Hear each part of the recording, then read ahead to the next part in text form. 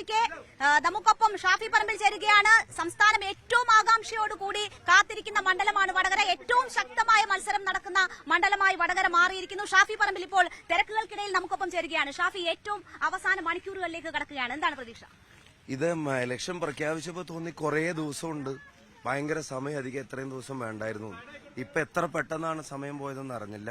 ഞങ്ങളിവിടെ സ്ഥാനാർത്ഥിത്വം പ്രഖ്യാപിച്ച് വടകരയിൽ വന്നിറങ്ങി ഇപ്പൊ കിട്ടിയ ഒരു കോൺഫിഡൻസ് ഉണ്ടല്ലോ, ആ കോൺഫിഡൻസ് ലെവൽ താഴെ പോകുന്ന ഒന്നും വടകര ഇതുവരെ ഞങ്ങളോട് ചെയ്തിട്ടില്ല. ഇപ്പൊ ഈ നട്ടുച്ച നേരത്ത് കാണുന്ന ആയിരക്കണക്കിന് ജനങ്ങൾ ഉൾപ്പെടെ ഞങ്ങളുടെ പ്രതീക്ഷകളും ഞങ്ങളുടെ ആത്മവിശ്വാസവും വർദ്ധിച്ചിട്ടേ ഉള്ളൂ. ആ വർധനവ് തീർച്ചയായിട്ടും ജയത്തിലേക്ക് എത്തും. അത് സീറ്റ് കംഫർട്ടബിൾ ആയിട്ട് നിലനിർത്താൻ സാധിക്കുമെന്ന് തന്നെയാണ് കരുതുന്നത്. ഇവിടെ ആളുകളോട് സംസാരിച്ചപ്പോൾ അവരുടെ ഏറ്റവും വലിയ പരാതി ഷാഫി വാക്ക് പാലിക്കുന്നില്ല എന്നുള്ളതാണ്. വൈകിട്ട് 4 മണിക്ക് എത്താന്ന് പറഞ്ഞാൽ പുലർച്ചെ 3 മണിക്കാണ് എത്തുന്നതെന്ന്. ഞാൻ വാക്ക് പാലിക്കാത്തതല്ല, ഞാൻ സത്യം പറഞ്ഞാൽ നല്ല ലേറ്റ് ആവുന്നുണ്ട്, അതൊരു സത്യം. പക്ഷെ എന്താ കാര്യം എന്നറിയോ, നമ്മളിപ്പോ തീരുമാനിക്കുന്ന പോയിന്റുകൾ 20 20 പോയിന്റ് തീരുമാനിച്ചിട്ടാണ് നമ്മൾ പര്യടനം തുടങ്ങുക. പക്ഷെ പോകുന്ന വഴിയിൽ അവരവരുടെ ഇടങ്ങളിൽ പോയിന്റ് ഇല്ല എന്നറിഞ്ഞിട്ട് അവർ സ്വമേധയെ ഇറങ്ങി നിൽക്കുക. അവിടുത്തെ ആളുകളെല്ലാം കൂടെ ഇറങ്ങി നിന്നിട്ട് പ്രചരണ വാഹനം തടുക്കുക. ഇവിടെ കണ്ടിട്ട് പോയാൽ മതി, ഇവിടെ 2 വർത്താനം പറഞ്ഞിട്ട് പോയാൽ മതി. ഇപ്പൊ ഈ പോയിന്റ് എത്തുന്നതിന്റെ മുമ്പ് നമ്മൾ നേരത്തെ കണ്ട നമ്മൾ വണ്ടിയിലുണ്ടായിരുന്നു വാഹന പര്യടനം എന്നാണ് ഞങ്ങളോട് പറഞ്ഞത്. ഞങ്ങൾ നോക്കുമ്പോൾ പലയിടങ്ങളിലും ഇറങ്ങി ആളുകൾക്കിടയിലേക്ക് ഇറങ്ങി വോട്ട് ചോദിക്കുന്നു. ആളുകൾ അങ്ങനെ കണ്ടിട്ട് എങ്ങനെ മൈൻഡ് ചെയ്യാതെ പോകുന്ന ആളുകളെ കണ്ട ആളുകളാണല്ലോ ഞങ്ങളെയൊക്കെ ഉണ്ടാക്കുന്നത്. അപ്പൊ അവരങ്ങനെ വന്ന് നിൽക്കുമ്പോൾ ഞാൻ അവരെ കണ്ടിട്ട് കാണാത്ത പോലെ പോവാൻ മനസ്സനുവദിക്കാത്തതുകൊണ്ട് അവരെ കാണേണ്ടി വരും. അപ്പൊ അവരോട് കണ്ട് ചിലപ്പോൾ 2 വാക്ക് പറയേണ്ടി വരും, ചിലപ്പോൾ സംസാരിക്കേണ്ടി വരും. പിന്നെ അവിടുന്ന് എടുത്ത് അടുത്ത സ്ഥലത്തേക്ക് പോകുമ്പോഴത്തേക്കും ലേറ്റ് ആയി പോവാ. പിന്നെ കൃത്യസമയത്ത് എത്തണമെങ്കിൽ ഈ വഴിയിൽ നിൽക്കുന്ന ആളുകളെ കണ്ടിട്ടില്ല എന്ന് വിചാരിച്ച് പോകേണ്ടി വരും. അതെന്നെ കൊണ്ട് പറ്റുന്നില്ല. 18 വയസ്സിന് മുകളിലാണ് വോട്ടവകാശം. ഷാഫി പഞ്ച് ചെയ്യുന്ന കുട്ടികൾ അധികവും കൊച്ചുകുട്ടികളാണ്. അത് വോട്ടിനല്ല, അത് അവരുമായിട്ട് കണക്റ്റഡ് ആവാനാണ്. അവർ ഭയങ്കര എനർജിയാണ്, അവരുടെ വൈബ് വേറെയാണ്. അവരുമായിട്ട് ബന്ധപ്പെട്ട് നിൽക്കുക എന്ന് പറഞ്ഞാൽ അതിന്റെ അർത്ഥം നമ്മളെ പോസിറ്റീവാക്കി നിർത്താൻ ഏറ്റവും നല്ല കുട്ടികൾ. അത് ഇലക്ഷന് വേണ്ടി മാത്രമുള്ള പഞ്ചല്ല, അതെന്റെ പൊളിറ്റിക്കൽ ക്യാരക്ടറിന്റെ ഭാഗമാണ്. ഇവിടെ മൊത്തം വടകരയുടെ സ്വന്തം ഷാഫി എന്നാണ് എഴുതി വെച്ചേക്കുന്നത്. വടകരയ്ക്ക് സ്വന്തമായോ? ആയോ? ഓക്കെ, ഇപ്പോ ഇലക്ഷൻ പ്രചരണമൊക്കെ കഴിഞ്ഞ് ജയിച്ചു കഴിഞ്ഞാൽ നിവേദനമൊക്കെ മേടിക്കുന്നുണ്ട്. പക്ഷെ ഷാഫി ഇപ്പോൾ പലരുടെ കയ്യിൽ നിന്നും പേപ്പറുകൾ വാങ്ങിച്ചു വെക്കുന്നുണ്ട്. എന്താണത്? അവിടുത്തെ ആവശ്യങ്ങൾ പറയുന്നുണ്ട്, പ്രശ്നങ്ങൾ പറയുന്നുണ്ട്, ചിലരുടെ വ്യക്തിപരമായിട്ടുള്ള കാര്യങ്ങളുണ്ട്, ചിലത് പൊതുവായിട്ടുള്ള ആവശ്യങ്ങളുണ്ട്. അതെനിക്ക് തോന്നുന്നൊരു വിശ്വാസത്തിന്റെ പുറത്തായിരിക്കും. പാലക്കാടിന്റെ MLA ആണ്. ഈ റിസൾട്ട് എന്താണെന്ന് അറിഞ്ഞിരിക്കും ഇവിടുത്തുള്ളവരെ സഹായിക്കാനുള്ള അവസരം. ആ റിസൾട്ട് അവരൊരു തീരുമാനം എടുത്ത പോലെയാണ് എനിക്ക് അനുഭവപ്പെടുന്നത്. എന്നാലും 4-ാം തീയതിയാണ് അതിന്റെ പ്രഖ്യാപനം വരുന്നത്. പക്ഷെ ഒരു പൊതുപ്രവർത്തകൻ എന്നുള്ള നിലക്ക് ഒരു വിശ്വാസം ഉണ്ടാവുമല്ലോ, ആ വിശ്വാസമാണെന്ന് തോന്നുന്നു ആ നിവേദനം എന്നെ ഏൽപ്പിക്കുന്നത്. MP ഗോവിന്ദൻ കഴിഞ്ഞ ദിവസം ഞാൻ കാണുമ്പോൾ MP ഗോവിന്ദൻ പറഞ്ഞത് കൌണ്ടിംഗ് തുടങ്ങിയാൽ ആദ്യം വിജയം ഉറപ്പിക്കുന്ന മണ്ഡലങ്ങളിലൊന്ന് വടകരയാണെന്നാണ്. LDF വിജയം ഉറപ്പിക്കുന്നത് ആയിരിക്കും. ആദ്യം വിജയം ഉറപ്പിക്കുന്ന മണ്ഡലം വടകരയായിരിക്കും. പക്ഷെ ജയിക്കുന്നത് ഞങ്ങളായിരിക്കും. അത്ര ഉറപ്പാണ്? ജനങ്ങൾ തരുന്ന ഉറപ്പാണ്. ഇപ്പൊ ഈ ഉറപ്പ് നമ്മൾ വേറെ എവിടെ നിന്നും പുറത്തുനിന്ന് കൊണ്ടുവരുന്നതല്ലോ. ഇവിടെ വരുമ്പോ ആൾക്കൂട്ടമുണ്ട്, ഭയങ്കര സ്നേഹമുണ്ട്. പക്ഷെ EVM ൽ പതിയണം. പിന്നെ ഇപ്പൊ ഞാൻ സിനിമാ നടനൊന്നും അല്ലല്ലോ. ഇവിടെ വരുമ്പോ ആള് കൂടാൻ ഞാൻ സിനിമാ നടനും ഗായകനൊന്നും അല്ലല്ലോ. ഞാനൊരു പൊതുപ്രവർത്തനല്ലേ. ഞാൻ പറയുന്ന രാഷ്ട്രീയത്തോടും ഉയർത്തിപ്പിടിക്കുന്ന കാര്യങ്ങളോടുള്ള അവരുടെ പിന്തുണയല്ല അവരെ അറിയിക്കുന്നത്, എന്റെ സ്ഥാനാർത്ഥിത്വത്തോടും. ഇപ്പൊ ഇവിടെ ഇങ്ങനെ ഈ നട്ടുച്ച വെയിലും കൊണ്ട് പ്രയാസപ്പെട്ട് ഇവിടെ വന്ന് നിന്നിട്ട് അവിടെ പോയിട്ട്, കാരണം ഇവരെ ആരും നിർബന്ധിച്ചു കൊണ്ടുവരുന്ന ആരുമില്ല. അത് നമ്മളിപ്പോ വഴിയരികിൽ കണ്ടതാണ്. ഇവിടെ നിർബന്ധിച്ചു വരുന്ന ആരുമില്ല. അപ്പൊ അത് വഴിയരികിൽ നമ്മൾ കണ്ടതാണ്. ആളുകൾ സ്വമേധയാ ഇറങ്ങി നിൽക്കുന്ന ഒരു സാഹചര്യം തന്നെയാണുള്ളത്. വടകരയിലെ വോട്ട് ഷാഫിക്ക് അവർ എന്തിനു തരുന്നതാണ്? വടകരയിലെ വോട്ട് ഒന്ന്, ഈ രാജ്യം വളരെ നിർണായകമായ ഒരു ഘട്ടത്തിലൂടെ കടന്നു പോകുന്നു. അതിന്റെ രാഷ്ട്രീയം കൃത്യമായിട്ട് അറിയുന്നവരാണ് വടകരയിലെ വോട്ടർമാര്. ആ വോട്ട് തീർച്ചയായിട്ടും ഒരു ജനാധിപത്യ മതേതര സർക്കാർ അധികാരത്തിൽ വരുന്നതിന് വേണ്ടി രേഖപ്പെടുത്തുന്ന ആദ്യത്തെ വോട്ട്. രണ്ട് ഭരണകൂടങ്ങളും ജനങ്ങളെ കഴിവിന്റെ പരമാവധി വെറുപ്പിച്ചിട്ടുണ്ട്. അതിൽ നിന്ന് നാടിനെ മോചിപ്പിക്കാൻ ചേരുന്ന വോട്ട്. 3 അക്രമ രാഷ്ട്രീയം അതിന്റെ എല്ലാ പരിധിയും കടന്ന് ഈ നാടിനെ വീണ്ടും അസ്വസ്ഥപ്പെടുത്തുകയാണ്. ആ അസ്വസ്ഥതകൾക്കെതിരെ സമാധാനത്തിന് വേണ്ടി രേഖപ്പെടുത്തുന്ന വോട്ട്.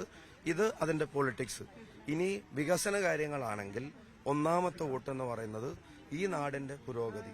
അതായത് ഇപ്പം ഞാനൊരു ചെറുപ്പക്കാരെന്നുള്ള നിലയ്ക്ക് എനിക്ക് ഈ അവസരം കിട്ടുമ്പോൾ ഇവിടുത്തെ യുവതക്ക്, ഇവിടുത്തെ വിദ്യാർത്ഥികൾക്ക് ഉൾപ്പെടെ ഇവിടെ കൂടുതൽ ഓപ്പർച്യൂണിറ്റീസ് കിട്ടാവുന്ന ഒരു പ്ലാറ്റ്ഫോമായിട്ട് വടകരയെ മാറ്റാൻ ആഗ്രഹിക്കുന്ന കാര്യം ഞാൻ അവരോട് പറയുന്നുണ്ട്. അപ്പോൾ വികസന കാര്യങ്ങൾക്ക് കൃത്യമായി ഇന്ന് ഞങ്ങളുടെ മുൻ MP-മാർ ചെയ്ത കാര്യങ്ങൾക്കും നമ്മൾ ചെയ്യാൻ പോകുന്ന കാര്യങ്ങൾക്കുള്ള അംഗീകാരം കൂടിയായിരിക്കും വോട്ട്. ഇപ്പോൾ സംസാരിച്ചപ്പോൾ CAA കുറിച്ച് പറയുന്നുണ്ടായിരുന്നു. പൗരത്വ വിഷയം ഒരു ഫാക്ടറാണോ വടകരയിൽ? ഇത് ഫാക്ടർ ആണല്ലോ. അത് വടകരയിൽ മാത്രമല്ല, ഇന്ത്യയിലെ എല്ലായിടത്തും അത് ഫാക്ടർ ആവണം. കാരണം അതൊരു മതത്തിന്റെ പ്രശ്നമല്ല, അത് കോൺസ്റ്റിറ്റ്യൂഷണൽ ഇഷ്യൂ ആണ്. ഇന്ത്യയുടെ ഭരണഘടന നമുക്ക് അനുവദിച്ചു തരുന്ന പ്രാഥമികമായ നമ്മുടെ അവകാശങ്ങളുണ്ട്. ആ അവകാശങ്ങളെ കവരാൻ ഒരു ഭരണകൂടം തന്നെ ശ്രമിക്കുന്ന ഒരു സാഹചര്യത്തെ അതിനെ നേരിടാൻ ഏറ്റവും നല്ല ആയുധമെന്ന് പറയുന്നത് ജനാധിപത്യത്തിലെ ഈ തെരഞ്ഞെടുപ്പാണ്. അപ്പൊ ആ നിലക്ക് അത് തീർച്ചയായിട്ടും രാഹുൽ പ്രതികരിച്ചില്ല എന്നൊരു ആരോപണം പിണറായി ഈ വിഷയത്തിൽ ഉയർത്തി. അത് മറികടന്നു. News 18 തന്നെ എത്ര തവണ വാർത്ത കൊടുത്തു രാഹുൽ ഗാന്ധിയുടെ പ്രതികരണം? നിങ്ങൾ അന്ന് കോഴിക്കോട് ലൈവ് ഉണ്ടായിരുന്നല്ലോ. എത്ര തവണ രാഹുൽ ഗാന്ധി അതിലും ക്രിസ്റ്റൽ ക്ലിയർ ആയിട്ട് ആർക്കാ പറയാൻ പറ്റുക? എല്ലാവരും പറഞ്ഞു. പിന്നെ ഇപ്പൊ കഴിഞ്ഞ ദിവസം ഇന്നലെ ചിദംബരം പറഞ്ഞിട്ട് ഞങ്ങളുടെ ആദ്യത്തെ ക്യാബിനറ്റ് ഡിസിഷൻ, ഞങ്ങൾ വന്നാൽ ആദ്യത്തെ ഡിസിഷനിൽ അതിനെ സ്ക്രാപ്പ് ചെയ്യും എന്ന് പറയുന്നത്. അത് ഞങ്ങൾ മറികടക്കാത്തതോ ഞങ്ങൾ പ്രതികരിക്കാത്തതിന്റെ പ്രശ്നമല്ല. അവിടെ മുഖ്യമന്ത്രി മറികടക്കേണ്ടത് മോദി പേടിയാണ്. അത് മറികടക്കാൻ അദ്ദേഹത്തിന് കഴിയാത്തത് കൊണ്ടാണ് അദ്ദേഹം ഗോൾ പോസ്റ്റ് ഇടയ്ക്കിടയ്ക്ക് ഷിഫ്റ്റ് ചെയ്തിട്ട് രാഹുൽ ഗാന്ധിയുടെ വീടിന്റെ മുറ്റത്ത് കൊണ്ടുവെക്കുന്നത്. ഗോൾ അടിക്കേണ്ടത് മോഡിക്കെതിരെയാണ്, രാഹുൽ ഗാന്ധിക്കെതിരെയല്ല. അത് അദ്ദേഹത്തിന് സാധിക്കാത്ത പല സാഹചര്യങ്ങളുണ്ടാവും. പക്ഷേ രാഹുലിന്റെ അന്നത്തെ പ്രസംഗം ട്രാൻസ്ലേറ്റ് ചെയ്തത് ഷാഫിയാണ്. ഷാഫിയുടെ വാക്കുകളിലൂടെയാണ് നമ്മൾ എല്ലാവരും കേട്ടത്. മുഖ്യമന്ത്രി എന്തുകൊണ്ട് അറസ്റ്റ് ചെയ്യുന്നില്ലെന്നല്ല, അവിടെ വന്ന അന്വേഷണ ഏജൻസികൾ എന്തുകൊണ്ട് വരുന്നില്ല, തന്നെ അറസ്റ്റ് ചെയ്തു, അങ്ങനെയൊക്കെയുള്ള കാര്യങ്ങൾ ഷാഫിയുടെ വാക്കിലൂടെ അറിഞ്ഞത്. ഇന്ന് രാഹുൽ വരാൻ നിശ്ചയിച്ചിരുന്ന പരിപാടി റദ്ദാക്കി. അത് വേണ്ടായിരുന്നു എന്ന് തോന്നിയിട്ടുണ്ടോ? അങ്ങനെയല്ല. അതിപ്പോ മുഖ്യമന്ത്രി അറസ്റ്റ് ചെയ്ത് കാണാനുള്ള ആഗ്രഹം കൊണ്ട് പറയുന്നതല്ല, അതൊരു നെക്സസിനെ എക്സ്പോസ് ചെയ്യുന്നതാണ്. മറ്റു മുഖ്യമന്ത്രിമാർ ഇവർക്കെതിരായതിന്റെ പേരിൽ ഇവരെടുക്കുന്ന സ്റ്റെപ്പുകൾ, മറ്റു നേതാക്കന്മാർ ഇവർക്കെതിരാകുമ്പോൾ ഇവരെടുക്കുന്ന സ്റ്റെപ്പുകൾ, എന്നാൽ അവരുടെ കൂടെ കൂടാൻ തീരുമാനിച്ചവരോട് പെട്ടെന്നൊരു വാഷിംഗ് മെഷീൻ പോലെ അവരെ വെളുപ്പിക്കുന്നത്, അതല്ല അവരുമായിട്ട് എന്തെങ്കിലും ധാരണയുള്ള ആളുകളെ ബുദ്ധിമുട്ടിക്കാതിരിക്കുന്നത്.